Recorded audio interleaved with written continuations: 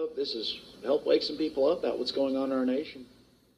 Down here at the legendary Access Studios, where Bill Hicks was interviewed.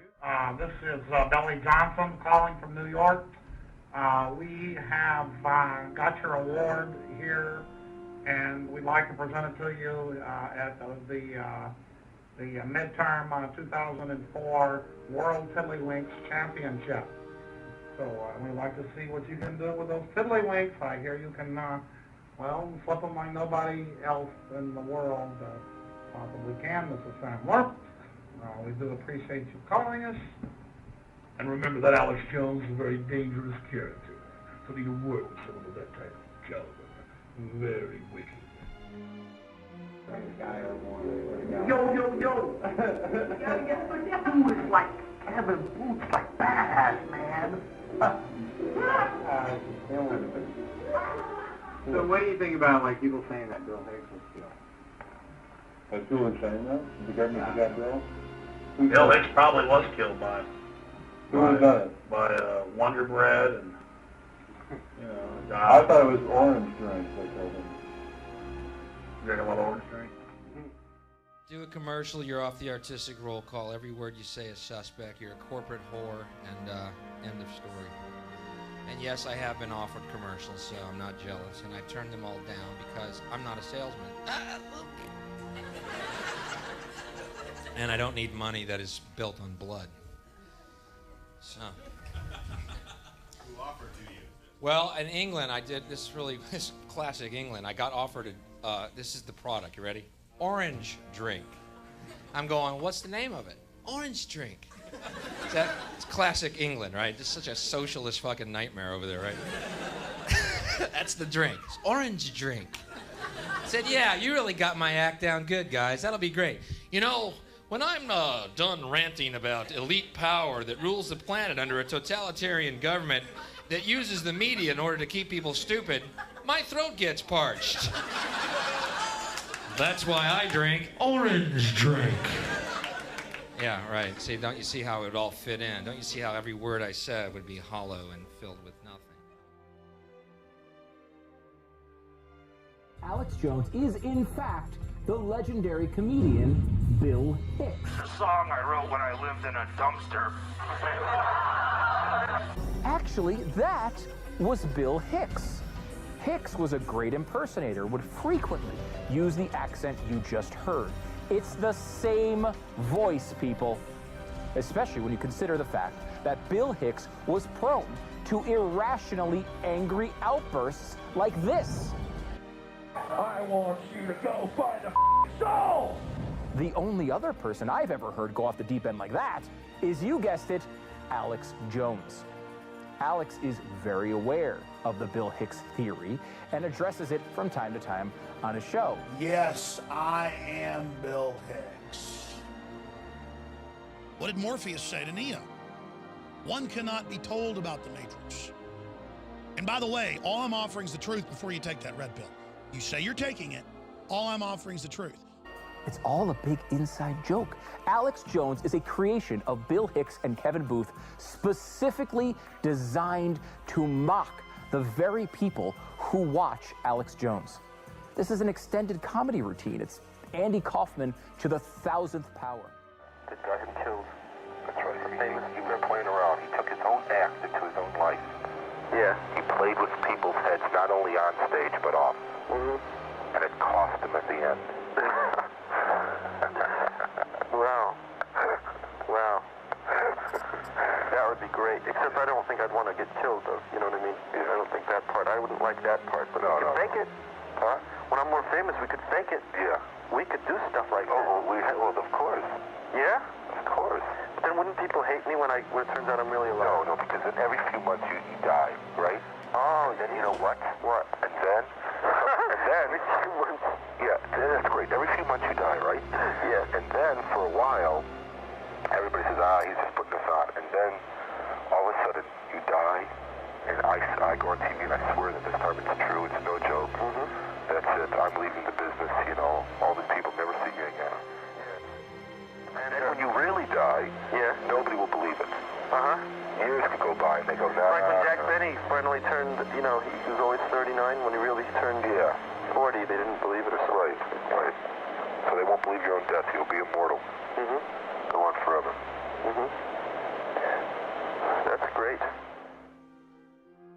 So I want to just get this out of the way. I am Bill Hicks. I'm actually... You are. How old would Bill Hicks be? Like 60? I think he died at 32 in 1994. So, do the math. I know one thing. It's hot in here. Is it really? I'm not hot. Ed, are you hot? Nope. I always keep my studio really cold. Oh, do you? Well, you get crazy. You're a goddamn human inferno. I'm melting.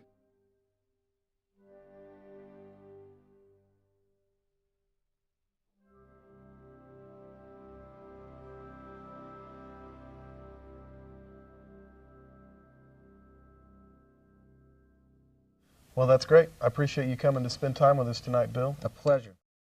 I can't handle it anymore, man. I'm 43, and I'm sitting here looking at all this, and these people come up to me on the street and they go, "Hey Joe, something like 5 times," and then I try. They go, "Oh, I knew you were, I mean, not Alex Joe, Jones, Alex, whatever your fucking name is, Alex Jones." All right, the programming's so wearing they yell out. at. No, the comedian. You're a Manchurian candidate. They say Bill. Bill Hicks. Yeah, no, seriously. Oh, they say Bill. Here's the. I'll be on the street, or I'll be at a restaurant, and they come over and they go.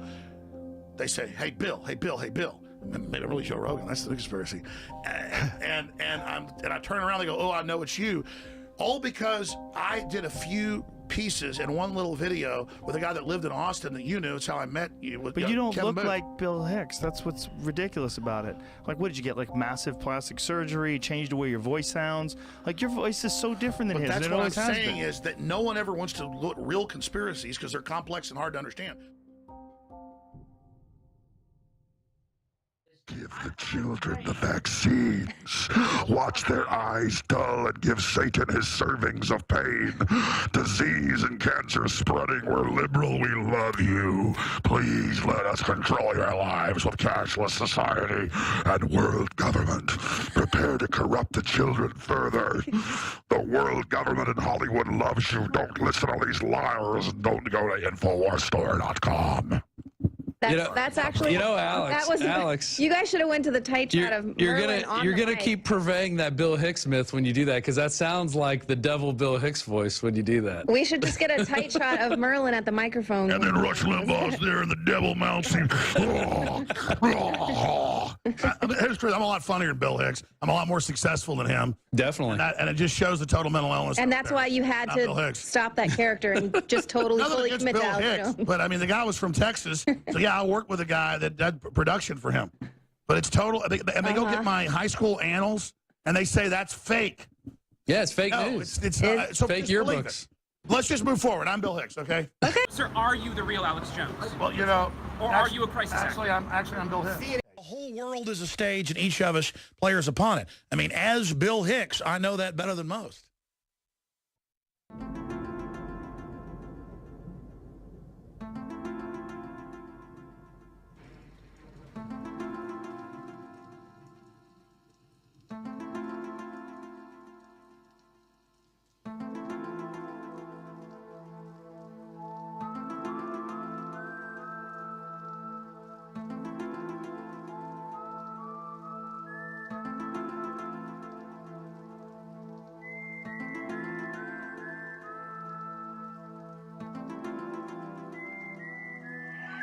Called this the moronic convergence. The more neutral call it a spiritual Woodstock.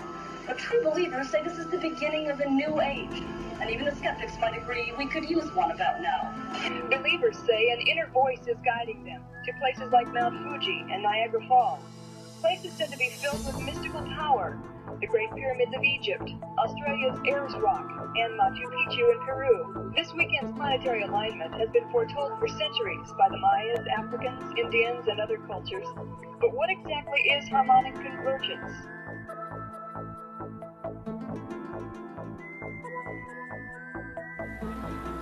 I have seen UFOs split the sky like a blue sheet, but I have never thought an egg was a brain. I have had a UFO land next to me and 7 balls of light get off, surround me, lead me onto their ship, and explain to me in loving terms that we are all one and there is no death. But I have never thought an egg was a brain. Maybe I'm not getting good shit.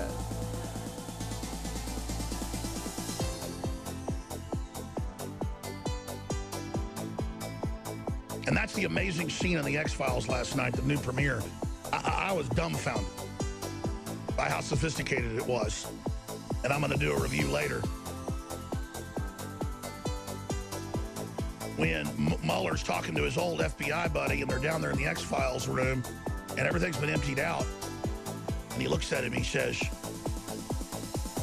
they took all of our freedoms in the last 15 years, and now we're less safe than we ever were. No matter what's really going on here, no matter who was really behind 9/11, they used it to take our freedoms.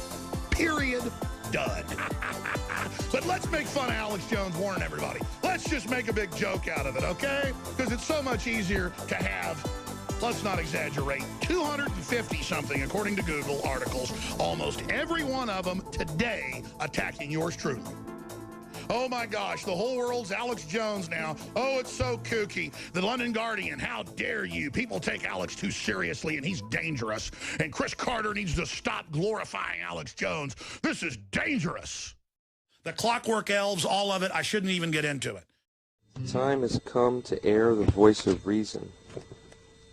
In a world gone mad, adrift on banal seas.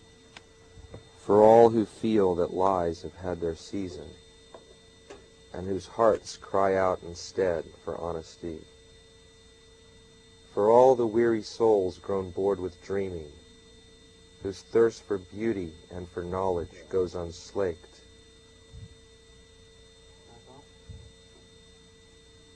For all who want to wake from what is dreaming, to know what's real and what is real to embrace. For all who've watched with mounting horror, evil's reign upon this world grow ever clear. For all who've prayed in vain emancipators, wielding swords of truth and laughing without fear.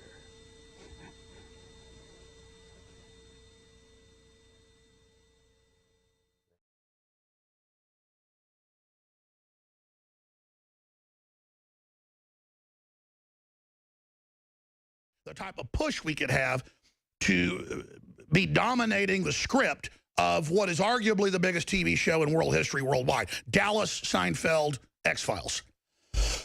That's cultural victory, ladies and gentlemen. And to have Chris Carter come out in a bunch of newspapers and say, Alex Jones isn't right-wing, he's a libertarian patriot. And I agree there is a world government being formed. And then Chris Carter tells me, oh, yeah, I want to meet with you. I admire you. I'm not bragging, folks. Chris Carter is one of the most famous TV producers ever, and he was also an investigative journalist before that. The tentacles reached far back into the last century, but it wasn't until victories in Europe and Japan and the onset of the Cold War that political and economic conditions became perfect for actual execution. A conspiracy bigger and more secret than the Manhattan Project. More odious and far-reaching.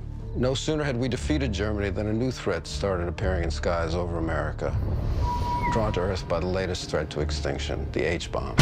Explosions acting as transducers, drawing alien life forms through wormholes in spaceships using electrogravitic propulsion.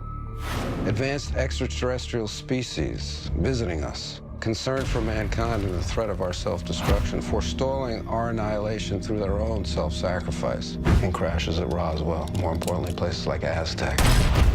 World leaders signed secret memos directing scientific studies of alien technology and biochemistry. Classified studies were done at military installations S4, Groom Lake, Wright-Patterson, and Dulce. Extracting alien tissue. Tests were done on unsuspecting human subjects. And elaborately staged abductions in craft using alien technology recovered from the down saucers, including human hybridization through gene editing and forced implantation of alien embryos. Why do such a thing and lie about it? Our own government. Your own government lies as a matter of course, as a matter of policy. The Tuskegee experiments on black men in the 30s, Henrietta Lacks. What are they trying to do? That's the missing piece. But it's not hard to imagine a government hiding, hoarding alien technology for 70 years at the expense of human life and the future of the planet. Driven not only by corporate greed, but a darker objective. The takeover of America. and then the world itself, by any means necessary, however violent, or cruel, or efficient. By severe drought, brought on by weather wars, conducted secretly using aerial contaminants and high-altitude electromagnetic waves, in a state of perpetual war, to create problem, reaction, solution scenarios to distract, enrage, and enslave American citizens at home, with tools like the Patriot Act and the National Defense Authorization Act, which abridge the Constitution in the name of national security. The militarization of police forces in cities across the U.S., the building of prison camps by the Federal Emergency Management Agency with no stated purpose, the corporate takeover of food and agriculture, pharmaceuticals and healthcare, even the military in clandestine agendas to fatten, dull, sicken, and control a populace already consumed by consumerism. And I encourage you all to go shopping more. A government that taps your phone, collects your data, and monitors your whereabouts with impunity. A government preparing to use that data against you when it strikes. And the final takeover begins. The takeover of America. By a well-oiled and well-armed multinational group of elites that will cull, kill, and subjugate. Happening as we sit here. It's happening all around us. The other shoe waiting to drop? It'll probably start on a Friday. The banks will announce a security action necessitating their computers to go offline all weekend. Digital money will disappear. They can just steal your money? Followed by the detonation of strategic electromagnetic pulse bombs to knock out major grids. What will seem like an attack on America by terrorists or Russia. Or a simulated alien invasion using alien replica vehicles that exist and are already in use. An alien invasion of the U.S. The Russians tried it in '47. You can't say these things. I'm going to say them tomorrow. It's fear-mongering, claptrap isolationist techno-paranoia, so bogus and dangerous and stupid that it borders on treason. Saying these things would be incredibly irresponsible. It's irresponsible not to say it. Especially if it's the truth. The whole world is a stage and each of us players upon it. I mean, as Bill Hicks, I know that better than most. Alex Jones is what kind of a guy? How do you explain him? He's 26 years old and looks 10 years older. He's a hero to the militias. He's a burgeoning new hero. On one hand, he's kind of like Tex Mars, you know, a popular underground radio talk show host. But he's also much more than somebody like Tex Mars. He's an activist. So he rebuilt David Koresh's church. Where can you hear him? Infowars.com is his website, and he broadcasts in like 40 cities across America. I think it's called the Genesis Radio Network. Do you ever hear him? Yeah, I've listened. He's fantastic. I mean, if he wasn't so crazy, he'd be the new Bill Hicks. He's got an amazing way. Who's Bill Hicks? He was an old comedian who died of cancer in the 90s, and again was a kind of hero to the libertarian left, Bill Hicks, because he smoked in the face of cancer and was funny.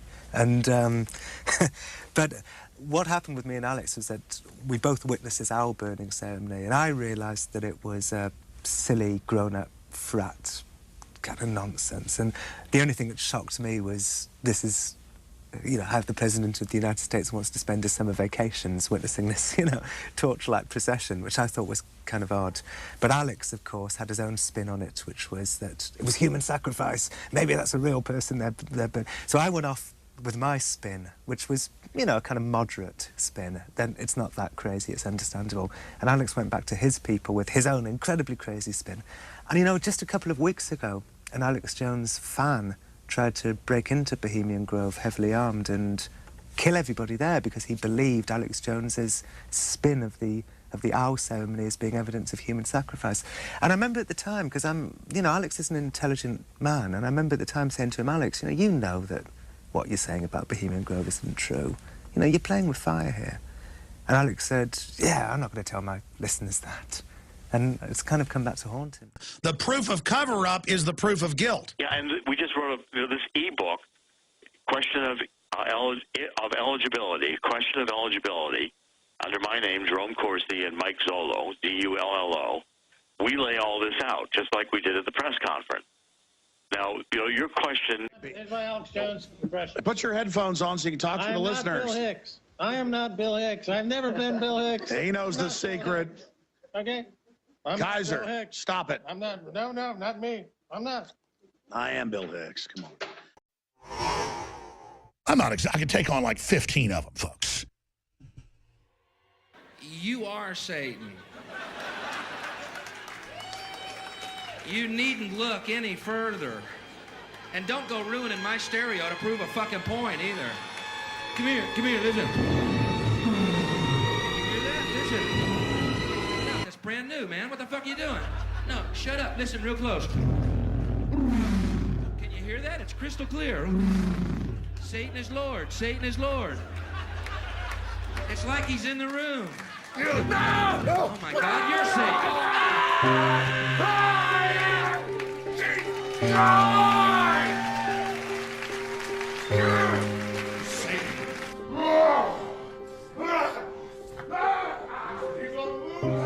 This is what happens when people lose their minds.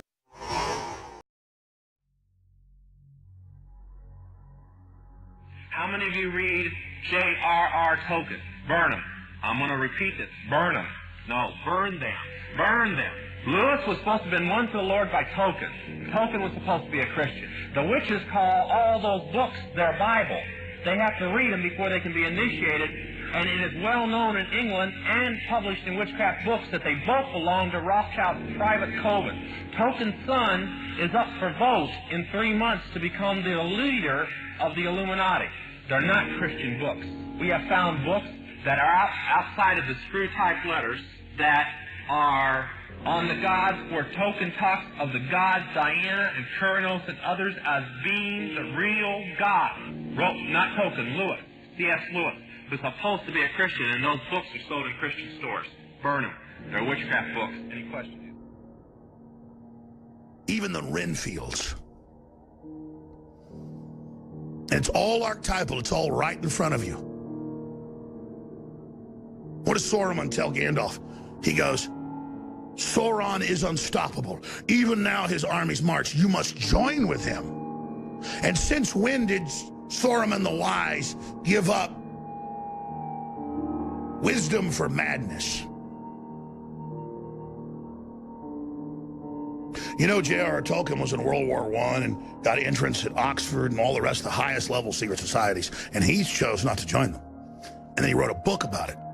And anybody that's actually been initiated into real Satanism, where people are being killed, has seen what he put in that movie.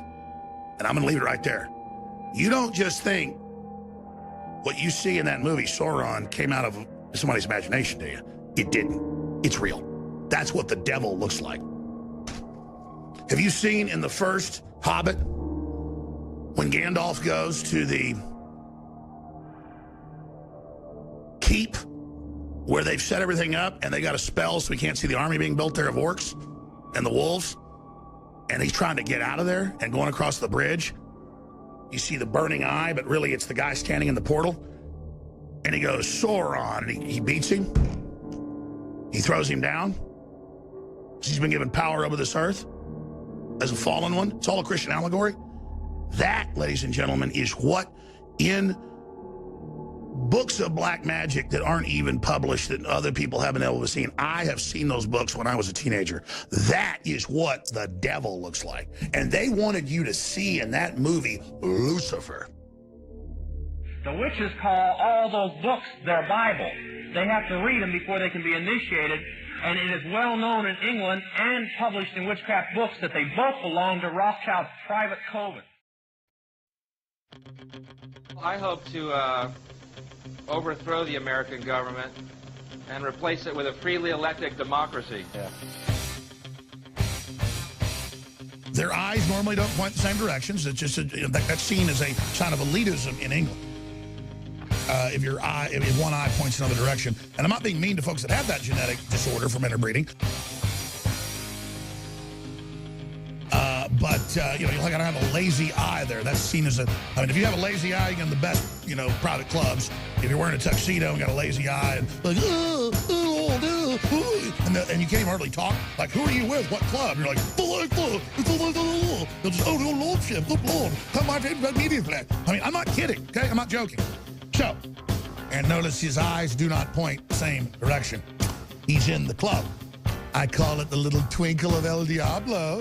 because I've been involved some with Hollywood and some with stuff in the UK, and they're like, we want you to come to the Hellfire Club. And it's like major directors and people, and we're going to go in these catacombs, and it's like eyes wide shut, and once you do it, you're in the club. I love talking about the Kennedy assassination. Because to me, it's a great example of totalitarian government's ability to, you know, manage information and thus keep us in the dark any way they need. Oh, sorry, wrong meeting. Shit. That's the meeting we're having tomorrow at the docks. Well, talking to Roger Stone, he just got invited to speak to the Oxford Union. I was invited to speak to that. I was in the middle of a contentious divorce, so I just couldn't go. I couldn't do it. I had to be with my children. But I do want to probably re-accept that. Of course, there was other invitations that were accompanying that were more secretive.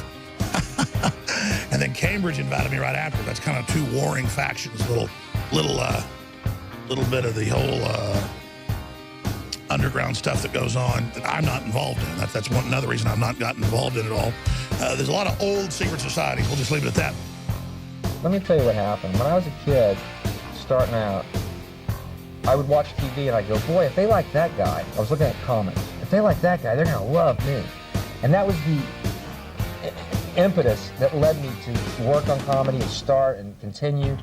And then you get out to Los Angeles and you come to the cold realization that from that kid's wish, boy, if they love this guy, they're going to love me. They don't want me. They don't want you if you have an idea that doesn't correspond to their propaganda. And it's everyone in LA is disillusioned by that, but I no longer am, because I got it in focus and I know what to do with it now.